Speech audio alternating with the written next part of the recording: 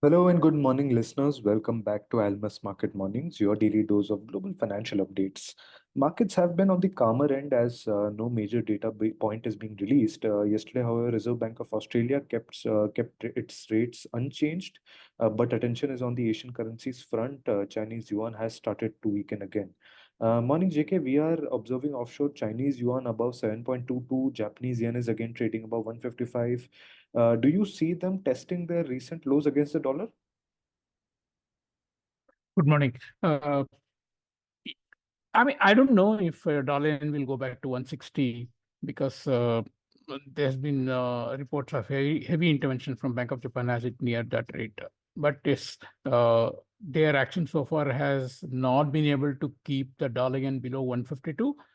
And there are no indications that there is going to be any change in the policy by Japan or early rate cut by Fed.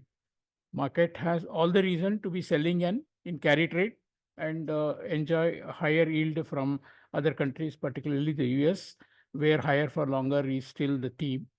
However, interestingly, Bank of Japan Governor Ueda made a statement today saying that BOJ may need to respond via monetary policy if impact from yen moves affect the consumer and also the inflation. So that some kind of different statement that he has made. Uh, so whether they will actually go into a monetary policy response or not is still a low probability as far as the market expectation is concerned, but definitely it is a stronger statement than what we have seen earlier. Even as USD yen broke above 155 once again. Yes, the move up in the USD yuan is also a lot to do with how the yen has been behaving. Both the currency pairs have been moving in tandem. So USD yuan did not sustain below 7.20. So we have seen some more buying in the USD yuan. You should also remember that even the differential between yuan and US has been wide. So investors are attracted towards higher yielding US assets as well. That's the reason why you see both these currencies on the higher side, or rather dollar being higher on these currencies. And of course, Asian currencies have also reacted with the Korean won, Thai baht, and Indonesian rupiah also weakening somewhat. Yes, there was no much economic data. In fact, almost no economic data yesterday, particularly from the US side, excepting some minor data, like we had a economic optimism index that showed a sharp decline in the index, lowest level in 5 months. And it's not a very closely watched number, but in the absence of other numbers, that was something on the analysis for the markets. And even the economic prospects index was down sharply from 38.8 to 35.7.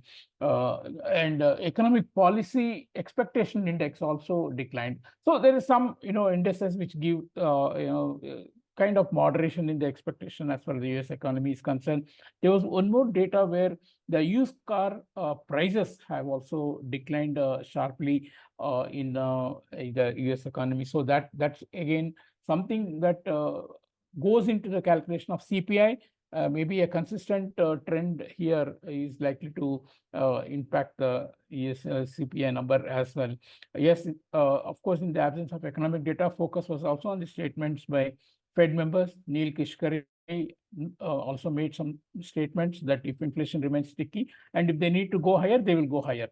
But that's all. The if is the most important word here. No much reaction in the market, but then the dollar did come off. Rather, euro did come off and the dollar did recover yesterday, particularly as the euro could not get enough traction to go towards 1.08, which it tested after the unemployment number on Friday. Similarly, dollar index moving above 155. Australian Central Bank was expected to make some hawkish remark, but I think they remained quite neutral.